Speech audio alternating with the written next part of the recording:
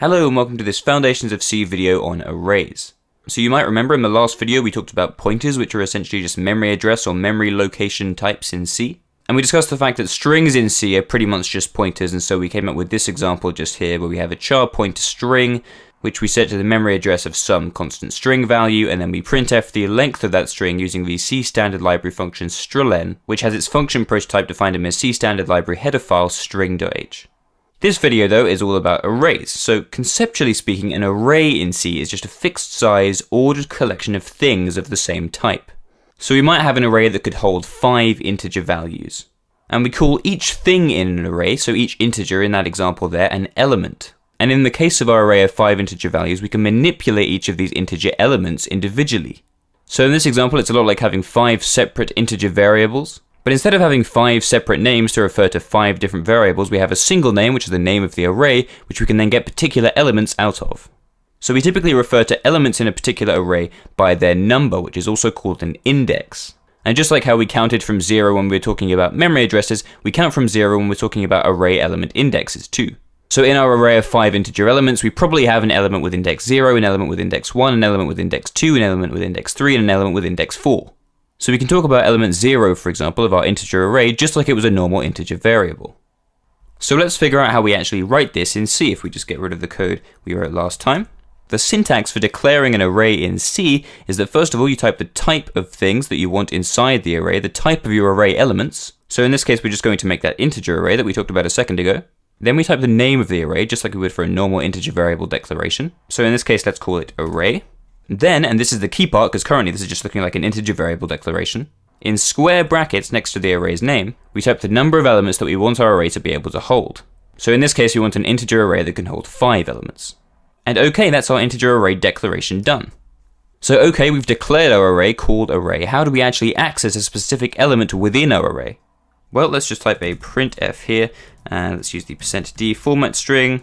And the way we access a specific element in an array is that first of all we type the name of the array, so in this case array, and then in square brackets we specify the index of the element that we want to get from the array. So in this case let's just access element 0. Note by the way that the square brackets we're using to access a specific array element are totally different from the square brackets we're using to declare our array variable. And note that the number that we put inside the square brackets when we declare our array is the number of elements we want our array to be able to hold, but the number that we put into the square brackets when we access array elements is the index number, which is a totally different number, which is 0 indexed. So actually if we put 5 in the square brackets down here, this element with array index 5 doesn't exist, because the array element with the largest index in our array here called array has an index of 4 because we count from 0. But if we put this back to the array element with index 0, and we save this and we go ahead and compile, you'll see that we compile successfully. And there's not a whole lot of point in actually executing this code because of course our array element 0 is going to be uninitialized, so could hold any value. But heck, let's just do it anyway, and hey, it looks like in this case we happen to get the value 0. And of course we can actually assign values to array elements as well, so in this case we can say, okay, array element 0 in this array should be assigned the value 5. And if we just save that and compile and run, hey look, it works just like you would expect. And just to show that elements in arrays really are just like normal variables, let's do that with the other elements in this array as well. So we can do it with index 1, index 2, index 3, index 4. And 1, 2, 3, 4. Let's set this one to 10, 15, 20, 25. And we can just use the same printf lines. So 0, 1, 2, 3, 4. So we've fully populated our array here with some values, and then we've just printf'd those values. So if we go ahead and compile and we run, it works exactly as you would expect and exactly as it would do if you use separate integer variables. So in which case you might be thinking, well, what's the point in using an array over just using separate integer variables? Well, certainly in this particular program right now, there's not much point, but actually it does make it an awful lot easier to access groups of elements. So instead of having to worry about the name of each individual integer variable, we can just say, well, actually, yeah, it's just an element in this array. And this means that actually, instead of having all these repeated printf lines at the bottom here, we could just use iteration to go through the whole array and printf each element. And actually, let's go ahead and do that now. So if I just write a for loop here, and let's say int I is 0, and while I is less than, well, let's just hard code in the value of 5 for now, then plus I on the step, and we only need a single one of these lines. Oops, what am I thinking? Let's take that out, and we want to printf the array element with index I. So if you recall how the for loop works, first of all, we have our declaration section. So we declare an integer variable I, which equals 0, then we loop the following block of code while I is less than 5, and our update step to happen after each loop is that we're just going to add 1 to I. So if you think about it, and you can step through each individual step of the loop if you want, I is going to range from 0 to 4. And actually we can prove that too if you want, so if we just put another %d in here, and we print f the I value as well. So for each iteration of this for loop, we're going to print the I value, which should go from 0 to 4, and then the array element with index I in our integer array called array. And we can compile this and run it. And hey, it works just as you'd expect. And by the way, you can scanf user input into array elements and stuff like this just fine too. You might have noticed that it's a little bit annoying to have to initialize every element in our array. We've had to write one extra line of code for each array element we want to initialize. And actually there is a shorthand for this, so if we just comment these out for now, we can use a standard initialization like we would with a variable. And to initialize this array, we can just write a list of element values in curly brackets. And each element value is just comma separated, so in this case we could say 5, 10, 15, 20, 25. And that should work just how it did previously, so if we compile and we run, excellent. And by the way, just a quick side note, if we actually initialize an array to an empty set of curly brackets like this, instead of not initializing any array elements, which you might expect this to do, this actually initializes all of the elements in the array to 0. And of course we can test this, let's compile, let's run, there we go. Now if we go back to initializing to multiples of 5, we can actually do that through iteration as well. So in this case, instead of initializing everything to 0, we could write a simple for loop, int I equals 0, where I is less than 5, plus I, so it's the same, 0 to 4. In fact, we could probably do it so I starts at 1 and then finishes at 5, and then we'll just say array I equals I. Actually, that's not quite going to work, is it? Let's go back from going 0 to 4, and then we'll just initialize the array element with index I to the value I plus 1. And oops, I actually forgot that's not what we were intending to do here, so let's just multiply that value then by 5. So now we should get back our 5, 10, 15, 20, 25 values. And we can compile and run. Great. Now let's try and actually make something that's actually semi-useful that uses arrays, so let's get rid of all this code so far. And let's declare an integer array called numbers with size 15. And at 15 elements, if we were to use individual integer variables with names, it would really be quite difficult to manage. And we can actually get rid of our string.h header file include here as well. So we're going to build a program here that accepts 15 values and then calculates the average of those values. So if you're not familiar, the way you calculate the average or the arithmetic mean is that you add up all the values and then divide by the number of values. So in this case, we're going to accept 15 numbers into our numbers array. Maybe these are scores on a test or something. Then we're going to add them all up and divide by 15. So first of all, let's accept all of our values. So let's have a prompt, please enter 15 values. And then we'll have our iteration, so for int I equals 0, where I is less than 15, plus I, classic loop from 0 to 14. And for each one we'll have a prompt, so we can say, okay, this is value number %d, and we'll use I plus 1 for that. And we should be ending this up here with a new line, really.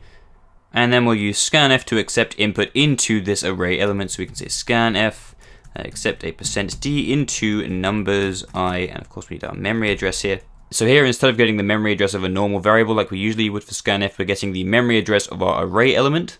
So we go from 0 to 14, we output to the user, this is value number I plus 1, and then we scanf an integer value into the array element with index I in our numbers array. So that should work just fine, and then we'll have our int total. And we could have overflow issues here, because if you think about it, if we have 15 integer values and we're adding them all together into one integer variable, well, what if all those 15 values are the maximum integer value you can hold? Of course, that means our integer total would overflow, but we're not going to worry about that right now. And this total should be initialized to 0, and then we have our for loop, same loop as before. And in this one, we just want to say, okay, total equals total plus numbers I. Or the shorthand for that is total plus equals numbers I.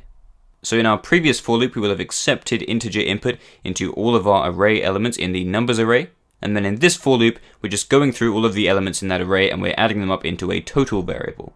So now we can printf our average. So if we just say average %d, and oops, let's have a new line, and we want our average value to be total over 15.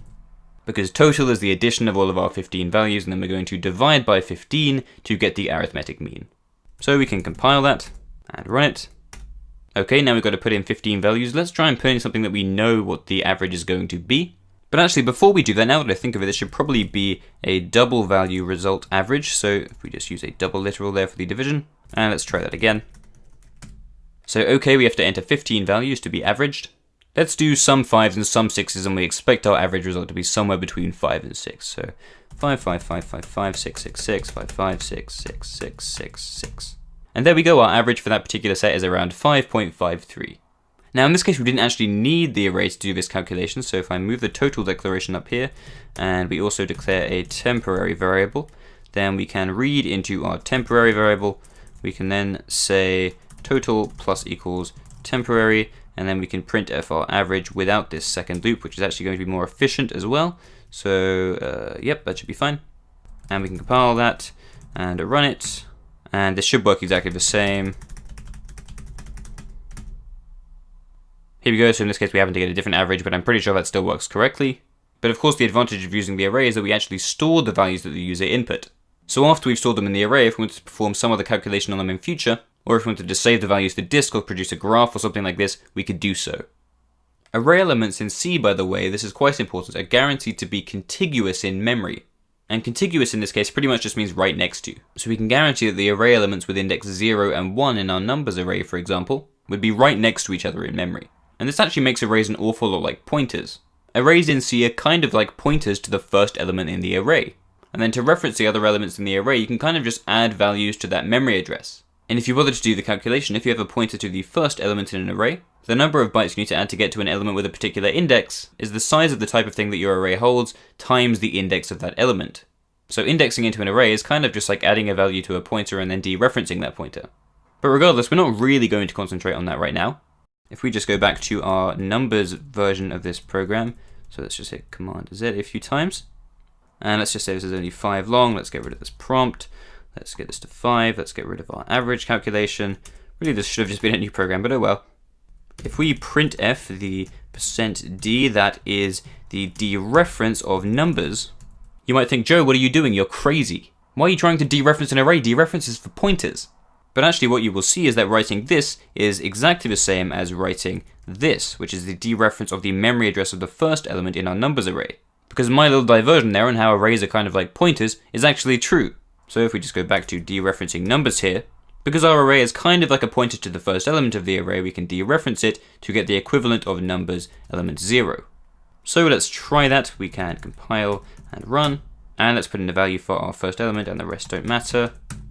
And you'll see it worked. So arrays kind of have this weird pointer duality to them in C. And actually, to demonstrate this weird duality even more, we're going to let our main function accept some parameters. And if you recall, parameters are just values that a certain function requires. So for example, we pass printf here 2 parameters. So it turns out while we defined our main function to take no parameters, we can actually define it to take 2 parameters. And these 2 values are an integer value and an array of char pointers. And typically we call these argc and argv. So the syntax for a function accepting parameters is kind of like writing variable declarations that are comma separated. So in this case we can say we accept an int argc to our main function, and we also accept a char pointer argv array. So that's an array of char pointers called argv. Now you probably noticed that I haven't put an array length in our argv parameter. And usually you can't declare arrays this way, so I can't just say, yeah, numbers and I don't know the length yet. If I try and compile that, definition of variable with array type needs an explicit size, or an initializer. So actually, what I could also do is I can say, well, yeah, this array equals 1, 2, 3. And now the C compiler is going to figure out this should be an array of 3 elements. So this will compile correctly. But that's kind of by the by. Let's get rid of that initializer. The reason I get to leave these brackets empty in our argv parameter definition is because we're happy to have an array of any length passed to us.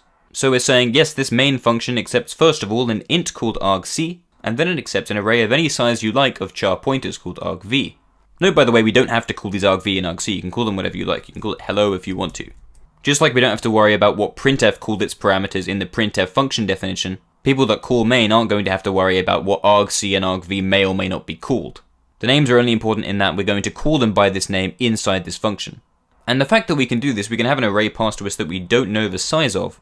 And argv doesn't have some dynamic size, by the way. It just has a fixed size that we don't know, is one of the weird aspects of how arrays behave in C. Many languages don't handle arrays like this. And if I were to redesign C, I wouldn't handle arrays like this. But this is the decision they made, and there's probably some reason they did so, and we just kind of have to live with it, unless you want to use another language or create your own language.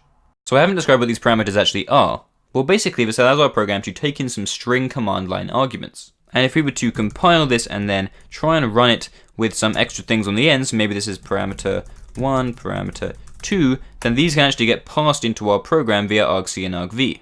Kind of like how when I run clang here, it has some extra things it can take. It doesn't just take clang and run like that. It has these extra things like program c o program that it can take in.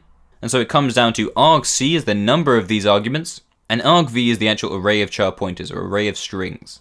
So if we just printf the value of argc, and let's compile that and run it.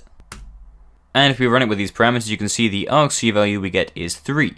Now you might expect this to be 2, but it turns out the first thing we write, so the actual name of the program, comes in as the first argument. So the argv element with index 0 is going to be the name of our program. And just to prove that argv works as I'm describing, if we just say, yeah, we actually want argv with index 1, and of course doing this is dangerous and may crash, because we may get past no additional arguments, so argv1 doesn't exist. Maybe argv has only size 1, thus only has an element with index 0. So actually what we can do is we can surround this in an if. We can say, if argc is greater than or equal to 2, then do this. So we can compile and, oops, %d is definitely not the right format specifier. We want a %s for our string value. Let's try again. Okay, and we run. And you can see we get the string back parameter 1. So you can use these in your own programs now if you wish. But the real reason I'm showing this to you is to indicate more weirdness with C arrays. When I was saying that we don't really know the length of argv, I wasn't kidding. So if we just go back and let's get rid of this. If we bring back our numbers array just for a second, and let's actually just initialize an array to some value, so 1, 2, 3, 4, 5. So this is going to be an integer array with 5 elements, index 0 to 4, so for example the array element with index 0 is going to be initialized to the value 1. And let's try and printf the %d, in fact I don't think it's going to be %d, but we'll correct that in a second, the size of numbers. So we're using the Sizeof operator, which if you recall gives us the size in bytes of things on an array. And let's try it out, let's compile, and of course it is supposed to be LU and unsigned long. Let's try that again, let's compile and run. And you can see we get back the value 20. So it's telling us that our numbers array, which remember is a fixed size array of integers, is 20 bytes in length. And if you think about it, this makes sense. We've tested before the size of an integer on my machine and it happens to be 4 bytes. And we know that array elements are contiguous to one another, they're next to one another in memory. So our array numbers, which holds 5 integer values, so 5 4-byte integers on my machine, should be 5 times 4 bytes long, which is 20 bytes. So actually a trick you can use to get the length of an array is that you can do size of the array over size of the type of the array. So let's just say size of number 0. So this is going to get the size of the entire array in bytes, and divide this by the size of an element in the array, which should give us the length of the array. So we can compile that and run it. It works, our numbers array is a fixed size integer array of length 5. However, what happens when we try and apply this to argv? Let's try and printf the LU of size of argv. So if we compile that, dang it, Clang has my back here and I was really hoping it wouldn't. So Clang is warning me here if you read the error. It's saying you're trying to take the size of an array that we don't really know the length of. So you can see here it says size of an array function parameter will return size of char pointer pointer instead of an array of char pointers. And this warning is entirely correct. So if we actually try and turn off that warning, so we want W no size of array argument. Here we go, so this time I've said don't warn me about that. Then if I run the program, we will see that it says the size of our argv array is 8 bytes. And if we pass another parameter here, so parameter 3, it's still 8 bytes. So as Clang warned us, the Sizeof operator here doesn't work like it does in a normal array. Because arrays passed as function parameters are treated an awful lot more like pointers. Which is why we need our argc parameter in main in the first place. Because if we could just use Sizeof on argv, what's the point in having our argc parameter at all? And to make this weird duality clearer, some people like writing the argv parameter like so. So instead of an array of char pointers, this parameter is now a pointer to a char pointer. And that's going to be the pointer to the first element in the array. Personally though, I prefer the clarity of writing the array of char pointers. So the lesson learned from that, arrays are an awful lot like pointers. Pointers to contiguous array elements that are next to each other in memory. And arrays in C can be especially like pointers when they're passed as function parameters. Lastly, to finish off the first part of this discussion on arrays, I want to talk about buffer overflows. So let's actually go back to having no parameters accepted by our main function, because we just don't really need them right now. If we just declare an array here with 5 elements, what happens in C if we try and write outside the bounds of that array?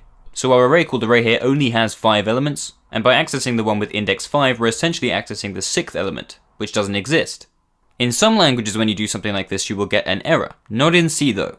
So if we compile, dang it Clang. So Clang is being all smart here again, and it's saying, hey, I noticed that you declared an array with size 5 and you're accessing outside the bounds of that array. I know what I'm doing though, Clang. Quit being a smartass. Let's turn that warning off. So this is no array bounds. There we go. This time we compile successfully. Not all compilers will give you such a nice warning. And if we run, and we don't need any of these parameters anymore, let's get rid of those. We didn't crash. It turns out this is one of those things that's extremely dangerous in C, because essentially the way this is going to behave is going to pretend that there is a sixth element to the array that we own. So in this case, we're going to write to a piece of memory that's contiguous to the last element in our array.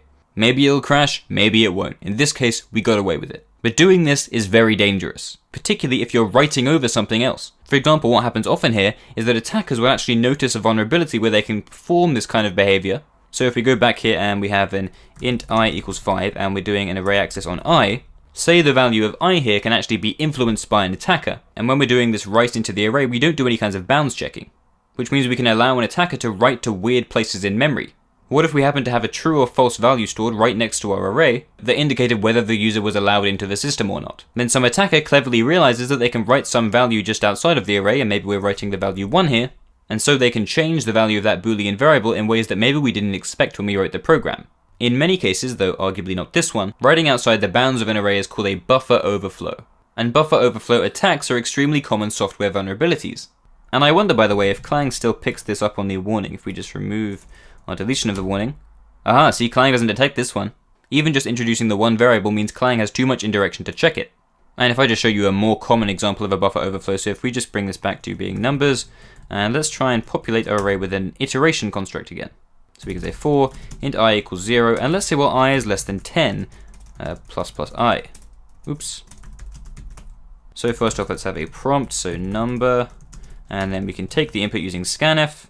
So we want to take a %d into numbers I, and then we'll just printf the value, the %d at numbers 5. So what we've done here is we've declared an integer array called numbers of size 5. We then have our for loop, which iterates from I equals 0 to I equals 9.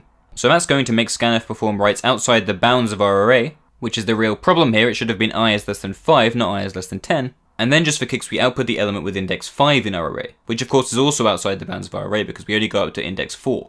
So let's compile this, and Clang is doing this to us again. Let's bring back our no array bounds warning removal, and now let's run. And let's input 10 numbers, so 1, 2, 3, 4, 5, 6, 7, 8, 9, 10. And you can see this time our program crashed.